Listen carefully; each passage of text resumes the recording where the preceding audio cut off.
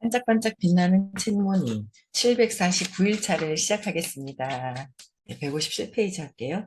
어제 조금 나가다 말았는데 위에서 그리고 8번째 줄부터 다시 할게요. 네. 진정으로 성공할 때는 지체되는 시간이 없습니다. 즉시 보상을 받습니다. 그래서 성공하는 과정 전체가 보상을 받게 됩니다. 성공은 자신이 하는 일로 기분이 좋은 것입니다. 최선을 다한다는 사실을 스스로 아는 시점에서 과제를 마치고 잠자리에 들 때 느끼는 평화롭고 만족스러운 기분을 우리는 압니다. 저 밖에서는 사실 아무 일도 일어나지 않습니다. 상사는 아직 보고서를 못 받았습니다. 가족은 우리가 한 일을 못 봤습니다.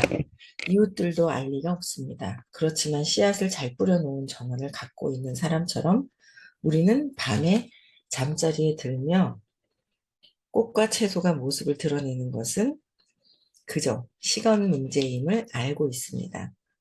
적절히 씨앗을 뿌렸다면 정원은 자동으로 이루어집니다. 이제 적절하게 씨앗을 뿌리고 나면 어떻게 해요? 꽃과 채소가 모습을 드러나는 거는 그냥 저절로 때가 되면 드러나는 거잖아요. 그쵸? 제대로 이제 씨앗을 뿌려놨으면 거기서 썩어는 거는 안 올라올 것이고, 건강했던 그런 씨앗은 제대로 올라올 것이고. 근데 그런 차이가 있는데 내가 굳이 때가 돼서 올라오는데 걱정할 필요는 없죠? 네. 그래서 적절히 씨앗을 뿌렸다면 자동으로 이루어지는 것이고, 작물의 성장까지 지켜보는 것은 만족의 보탬이 되는 것일 뿐, 만족 자체의 근원이 아닙니다. 그러니까 작물이 성장하는 거는 그냥 만족하고 있을 뿐이지 자체의 근원은 아니라는 거예요. 근원은 씨앗에 있는 거예요. 그렇죠?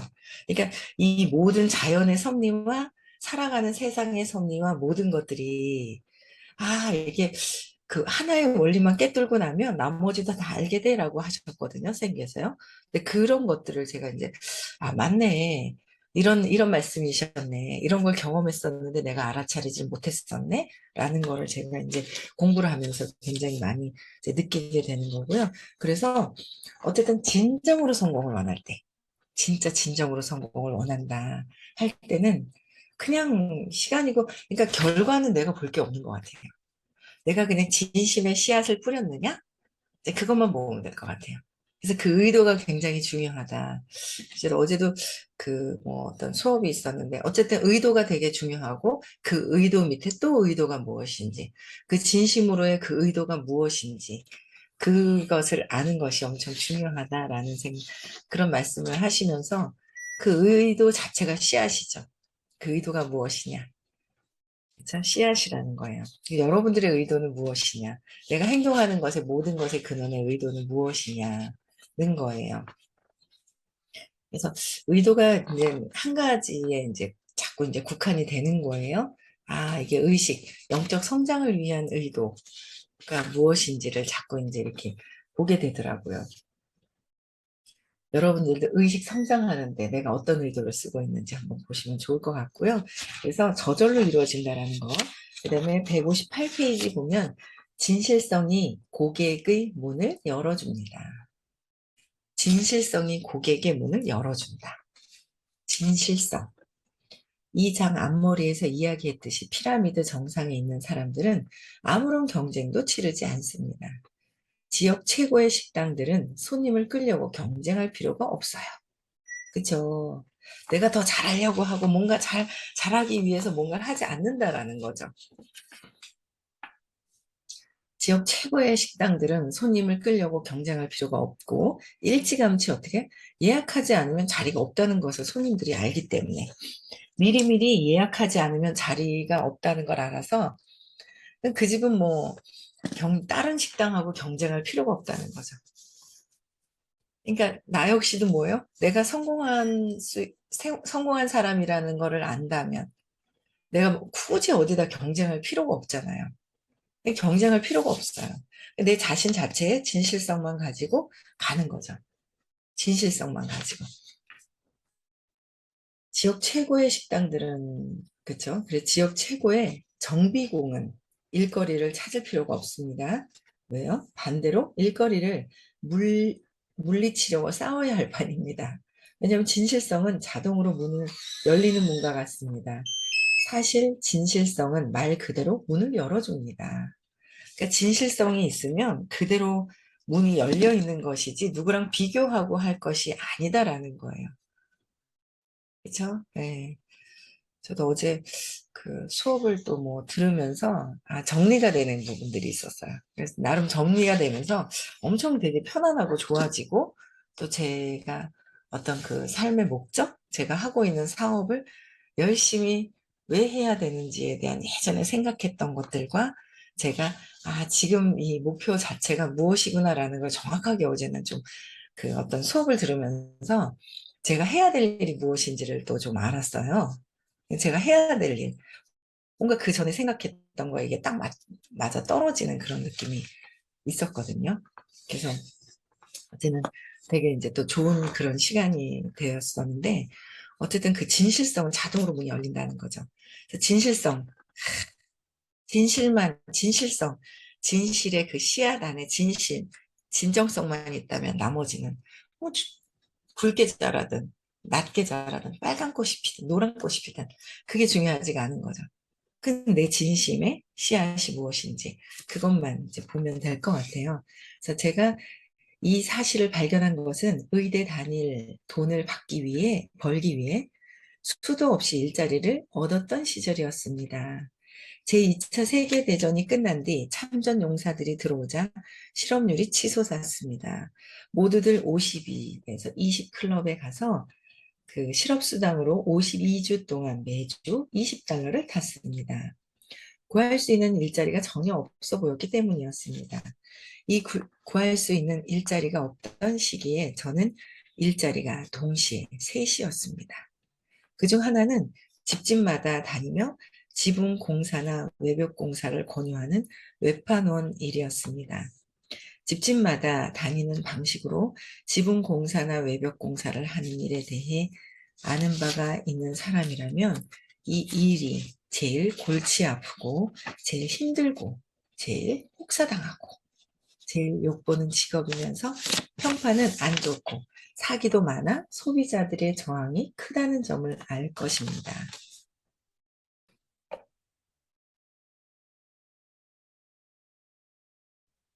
제가 이 일을 했을 즈음에는 쏟아지는 실업자들이 몰리는 바람에 방문 판매 붐이 결정에 이르렀습니다. 많고도 많은 사람들이 초인종을 누르며 상상할 수 있는 온갖 꾀를 동원했습니다. 소비자들이 느끼는 거부감이 심각했고 특히 본래가 보수적인 위스콘신주 밀워키시 같은 지역에서 심했습니다. 그래서 이런 식으로 팔려는 시도는 정말로 힘든 일이었습니다. 사내들이 떼지어 시도했지만 면전에서 꽝 하고 문이 닫히는 일을 50번쯤 겪고 나면 더 이상 하지 못했습니다. 그들은 순전히 낙심한 탓에 일을 그만두었습니다. 새로운 판매원들도 일주일 이상 버티지 못했습니다. 판매원 이직률이 최소한 95%는 되었을 것이었습니다.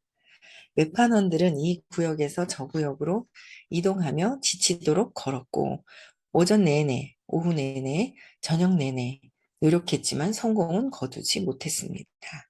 우리 앞에는 정글이 펼쳐져 있었습니다.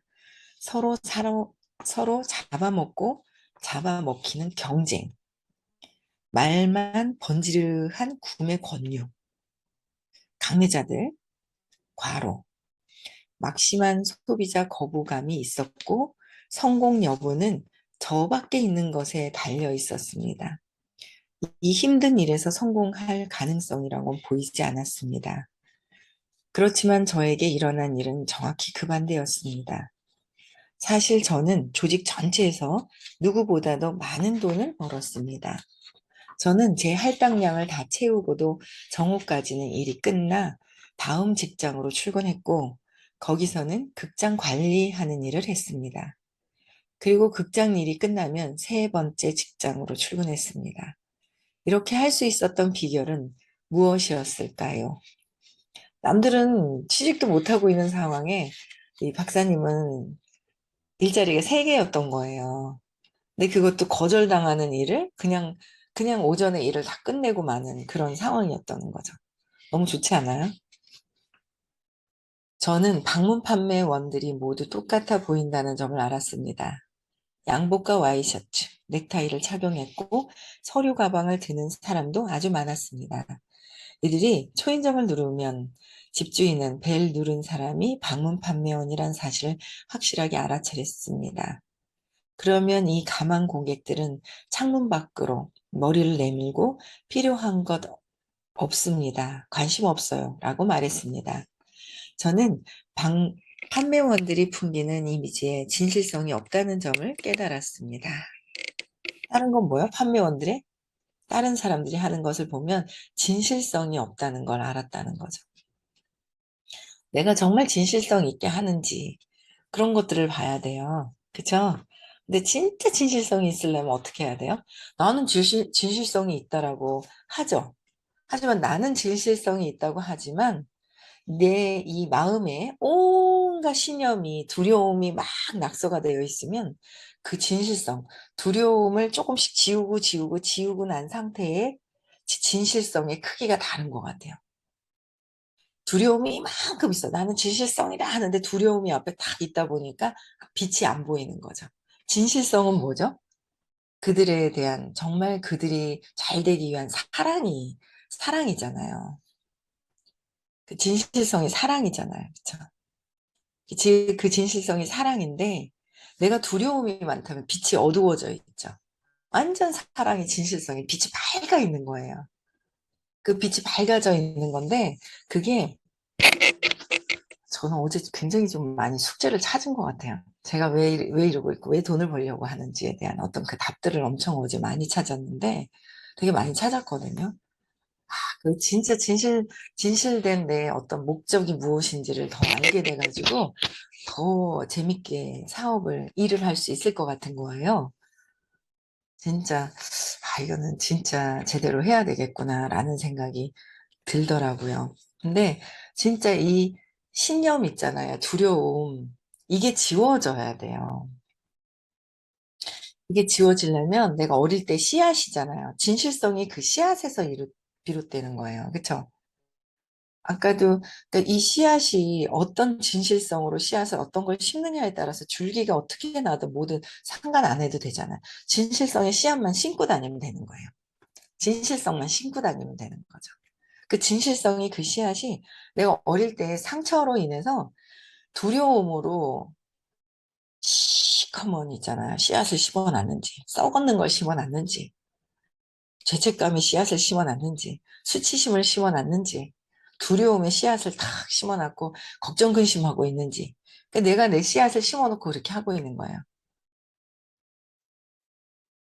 그래서, 이게 슬픔의 씨앗을 심어놨는지, 무기력해서 무감각한 씨앗을 심어놨는지, 그쵸? 욕망을 심어놨는지.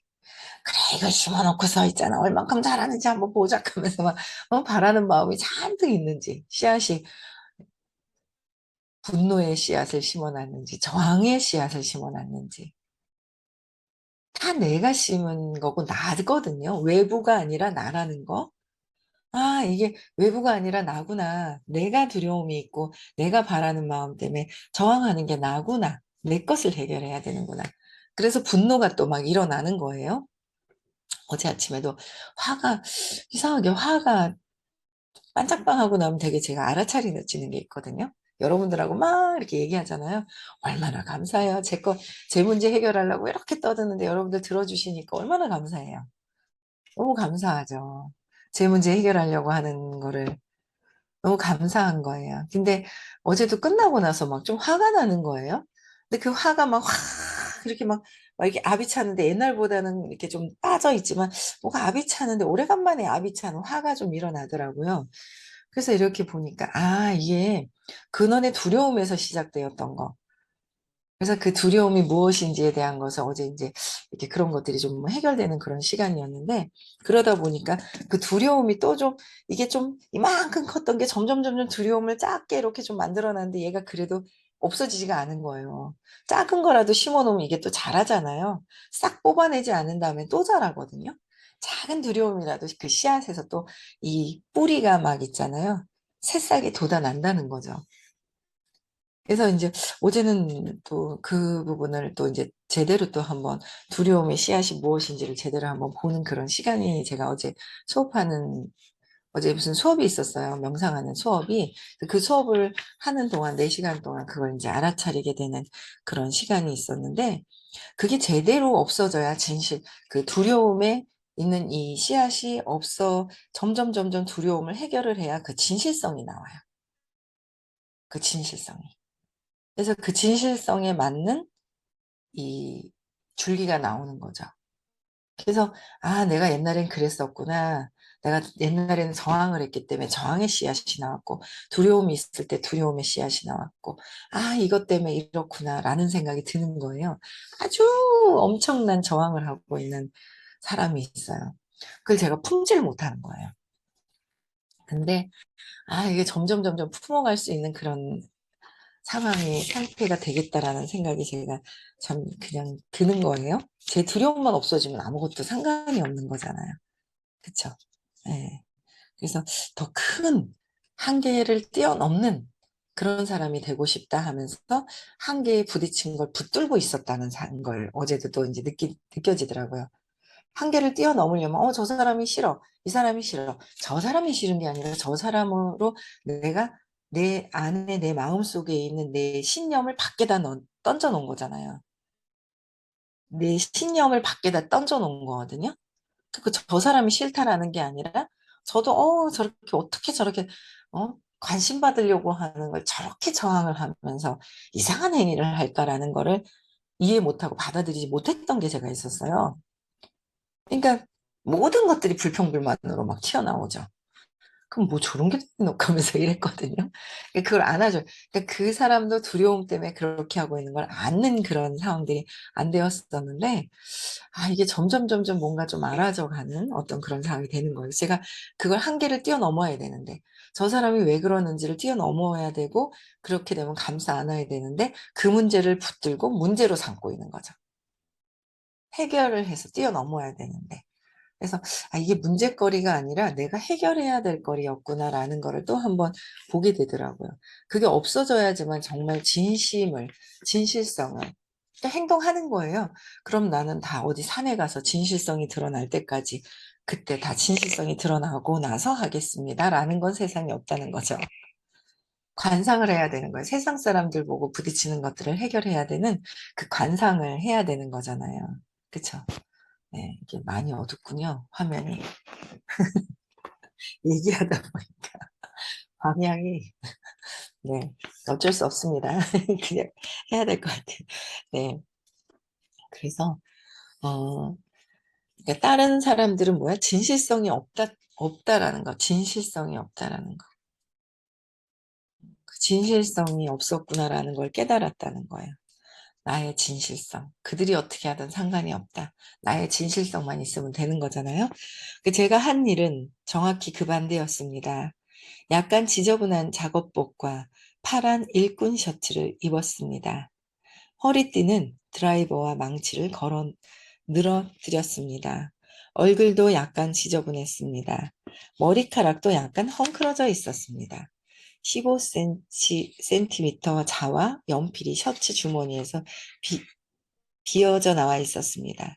서류 가방 대신 연장통이나 도시락통을 들고 다녔습니다. 한마디로 블루칼라 노동자의 이미지였습니다. 블루칼라 노동자들은 보수적인 미국 사람들의 마음속에서 진실성이 있고 위협적이지 않은 이미지를 갖고 있습니다. 그래서 예상한 대로 다른 판매원들은 단 한 집도 들어가 보지 못한 구역에서 저에게는 문이 자동으로 열리곤 했습니다. 저는 모든 집에 들어갔습니다. 저는 사람들에게 이렇게 말했습니다. 근처에서 다른 건으로 일하다가 남은 좋은 자재들이 좀 있습니다. 댁에서 지붕 널들이 떨어지려는 게 보였는데요. 제게 남은 자재가 있으니 원하시면 지붕에 붙여드리겠습니다.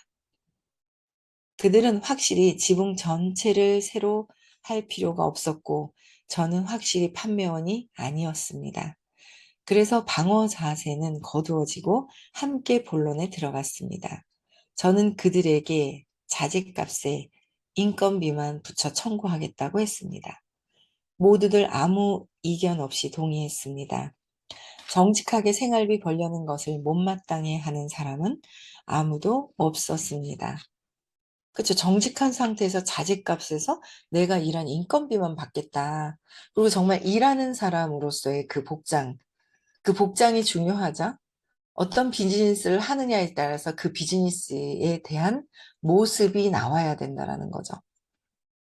내가 그냥 뭐 미용실 원장님이면 미용실 원장님다운 이 복장이 있을 것이고, 그죠? 비즈니스를 한다면 비즈니스에 다운 복장을 해야 될 것이고, 이 모습 보이는 것이. 근데 호키스 박사님께서는 지붕을 또 수리를 하는 거에 대해서 거기에 맞는 복장을 또 하신 거예요. 그러면서 진짜 진실되게 얘기를 했더니 그대로 생활비 벌려고 하는 거에 못마땅해 하지 않고 저는 결코 강매수법을 쓰지 않았고요. 강매수법을 쓰는 것이 아니었었다. 결코 판촉하거나 왜곡하거나 거짓 약속을 하지도 않고 그리고 결국 사람들에게 서명할 계약서를 내밀고 겁을 주지도 않았다는 거죠. 그 진실성으로. 이거가 되게 이 장이 저는 되게 진실성이 승리한다라는 이 진실성.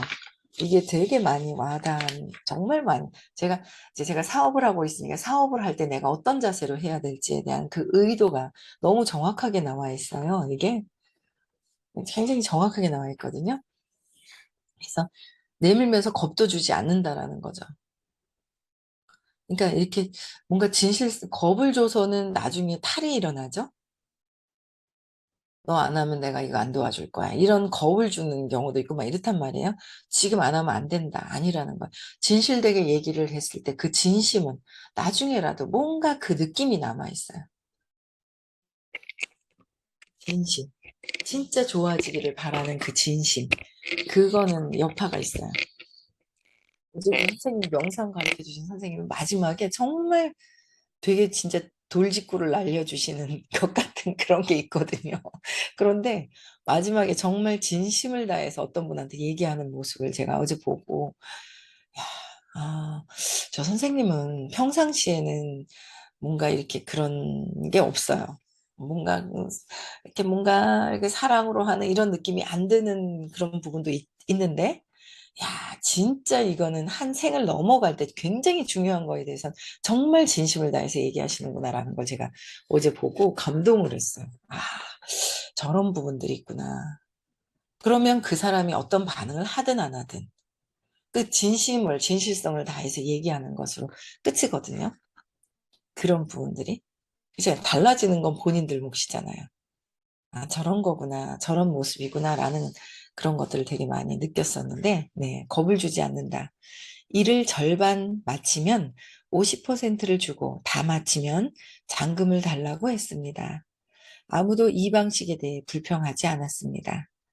몇몇 경우에는 잔금을 지불하지 않으면 일꾼을 보내 지붕 너를 도로 뜯겠다고 말해야 했습니다. 그러면 사람들은 마음을 바꿔 수표에 이상이 없도록 했습니다. 실제로 도로 뜯은 적도 있었습니다. 그러면 제 돈이 축나는데도 불구하고 도로 다 뜯은 것은 그것이 저 자신에 대한 의무였기 때문이었습니다. 대갚아 주려는 것이 아니었습니다. 복수하려는 것도 아니었습니다. 그보다, 그보다는 그것이 저 자신에 대한 의무였기 때문이었습니다. 우리는 사업에서 이 점이 궁금할 수 있습니다. 우리에게 법적 구속력이 있는 계약서나 소송할 능력이 없는 경우에는 어떻게 수금할 것인가? 답은 이렇습니다. 그것이 고객에 의해서 수금할 수 있는 유일한 길이라면 그런 고객과는 거래하지 말아야 한다. 그쵸? 그러니까 나의 어떤 그 의무, 내가 해야 될 의무는 정말 진실성을 다해서 그들에 의해서 그들과 함께 이제 소통을 하는 거죠. 그랬을 때 그 파장은 뭐 어마어마한 파장이 일어나게 되는 거예요. 그 진실성. 내가 이 사람한테 진짜 내가 팔기 위해서, 내가 잘 되기 위해서 하는 것이 아니라 그 진심을 다하는 그 느낌 있잖아요. 저는 그런 그런 분을 봤어요. 진심을 다해서 선생님 목소리를, 그 말씀, 목소리에 소리를 전하는 게 아니라 그 말씀이 너무 좋아서 그 말씀을 잘 듣게끔 뭔가 해주기 위한 그 진실성 때문에 한 3, 4일 만에 탁 12억짜리 건물이 생기잖아요. 그 진실성. 그걸 저도 못 찾았었거든요.